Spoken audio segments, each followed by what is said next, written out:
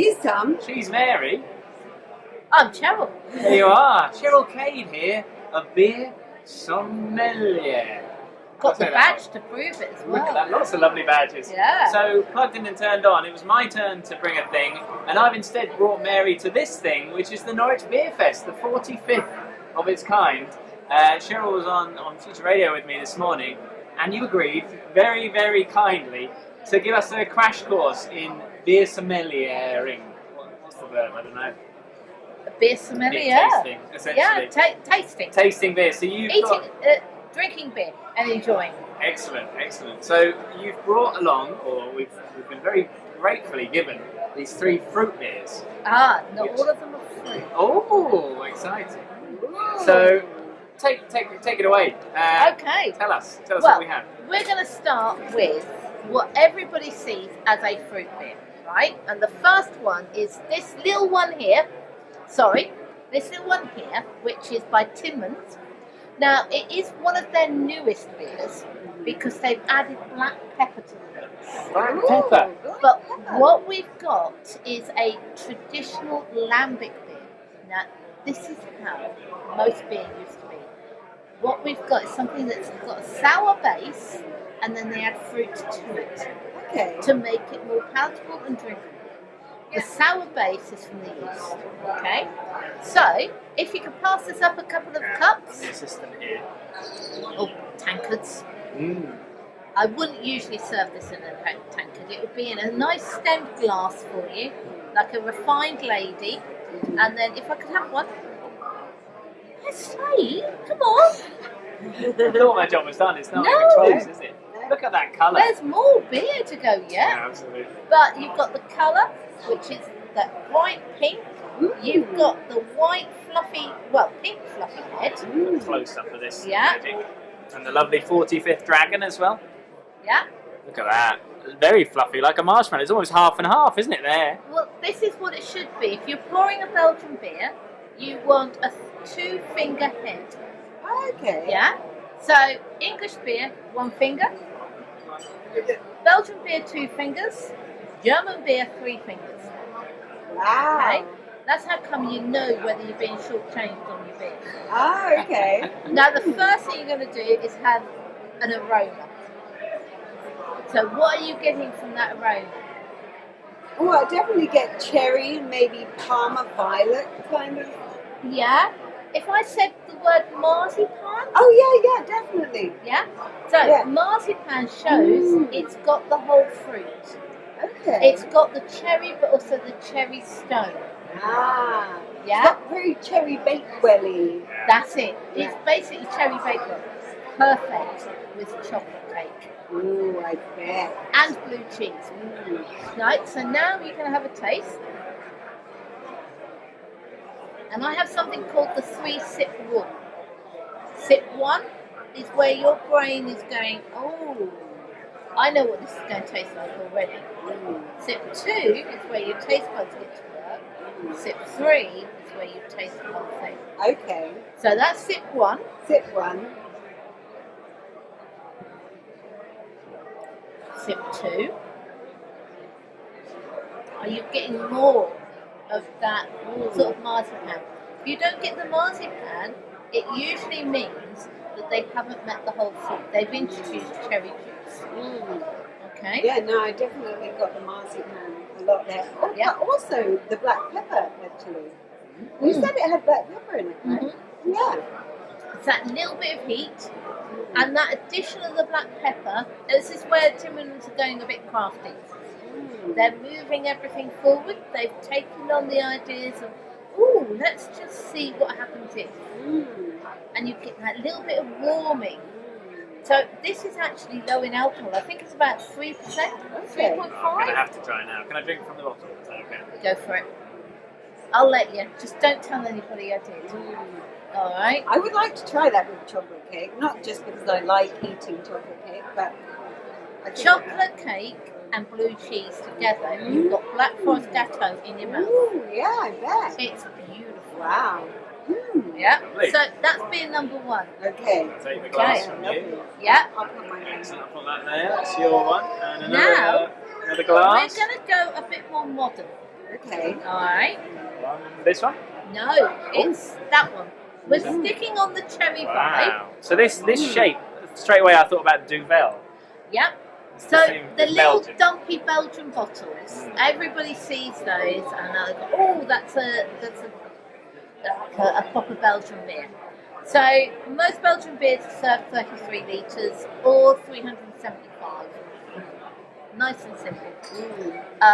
And then you have your bigger bottles that are designed to share. You know, this is when beer actually becomes a family event. You know, it's a special thing. You're opening up a special beer. So, but this one here is Castel Rouge. It's one of our biggest sellers. So, if you tilt your glass, I'm going to pour you the Castel Rouge. I'm going to aim to get the big head. Now, to get the big head, if you straighten your glass and then we pour from a height, we get the bigger head. Yeah. There comes your big head. Checking that with my fingers, yeah. That's Wow, it. look at that froth. And it should be a tight foam. Yeah. English beer should be light foam and a little bit more open. Kind of like Belgian a dense foam. beer, yeah, Okay, great. marshmallowy. Yeah. Yeah. I love marshmallows So, too. again, if you look at the colour, this is a little bit darker. Yeah. Now, it's a little bit darker because they use a dark beer as a base. This is originally Castel Rouge Donker or Brune as a beer.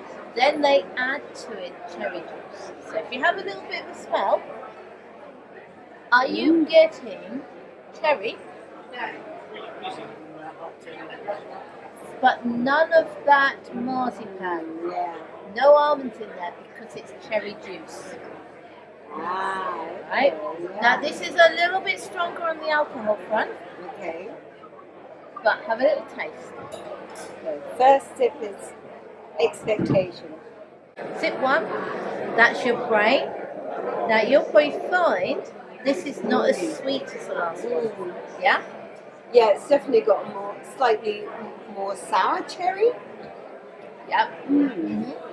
Okay, second sip is Your taste buds. taste buds. Right? Let it wash around your palate. Yeah? You're getting a little bit more of those darker malts coming through now. But you've still got that black cherry hit. Now, number three.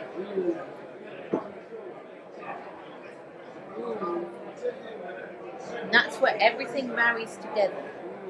And it becomes quite rich and indulgent. Yeah, You don't need your chocolate cake, it's already in here. yeah, absolutely. Yeah? And it's it's a fireside cherry beer. Yes. The first one, you can sip and sip and sip. It's what we call a fruit wedding beer. It's a summer beer. Okay. This one, it's a little bit more fireside, warming, cupping you in the glass. Yeah.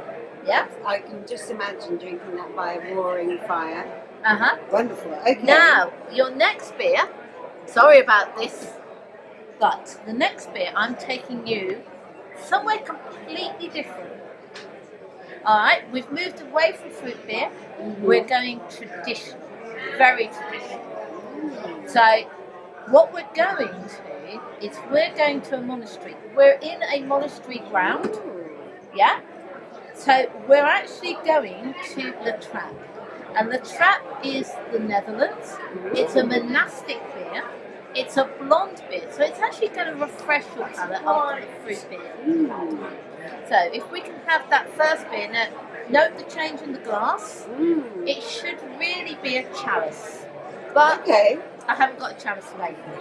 So So, a chalice is a wooden cup. well, it's more shaped. Oh, it's it's that like the It goes to the shape. wooden stand, doesn't it? Okay. That's the quark. Oh, yes. With the wooden stand. So there we have, again we've got the tight white bubbles. Could you just chuck that down somewhere? Just throw it out. It's only an XX. That's it. That's fine. There you go. Alright? So, and normally I'd rinse out the glass and stuff. So if anyone's watching here who's a purist, I'm sorry I didn't rinse out the glass. you know, it's a beer festival. Yeah. So, there we are. Thank you. Amazing. Now, what you'll notice, well, tell me what you notice.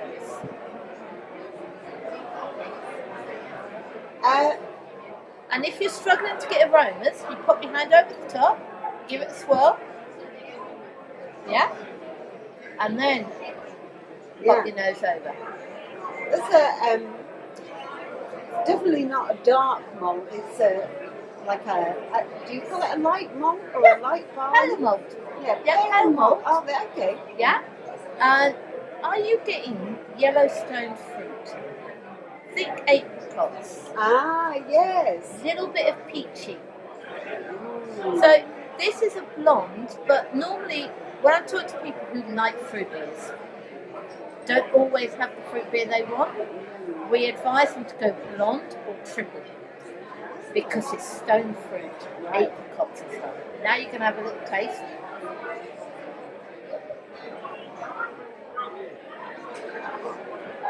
That high carbonation, again. Very, very fizzy. Very fizzy, quite light on the palate, got sweetness in the background. Okay, so this one. So your second taste is now where you start to actually really taste it. You get the malt, but you get that sweetness coming through. Yeah. Slightly peachy.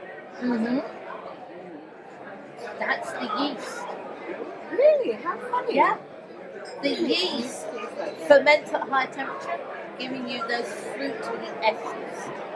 So go for your third. This is the one that marries them all together.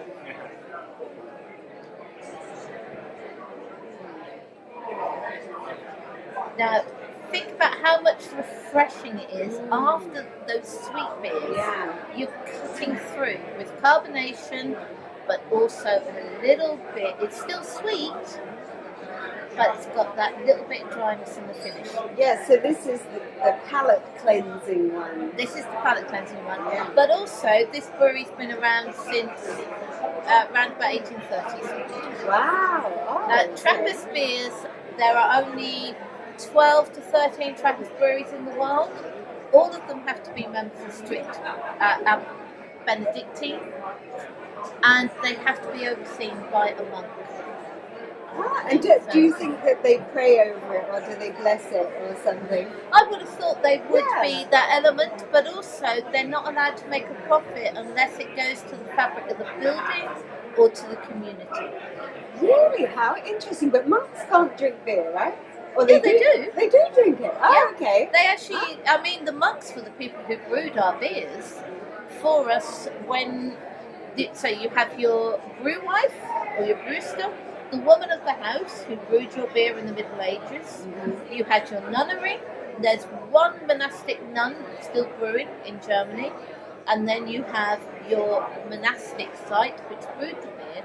So the pilgrims that would come in and it would feed and drink you.